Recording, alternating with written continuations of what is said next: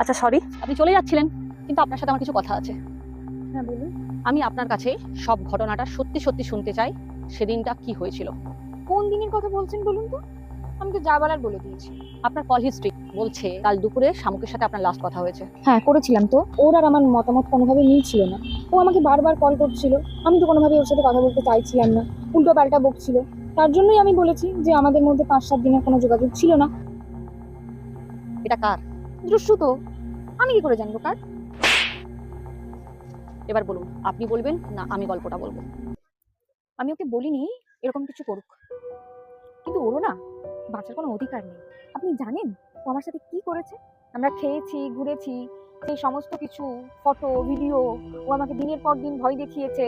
আমার বাড়িতে বলে দেওয়ার, আমার বন্ধু বান্ধবকে বলে দেওয়ার, পাড়া প্রতিবেশীদের বলে দেওয়ার। আমি কি করতাম? আমার সরে আসাটা কি অন্যায়? কিন্তু যেটা আপনি করলেন সেটাও তো ঠিক কথা নয়।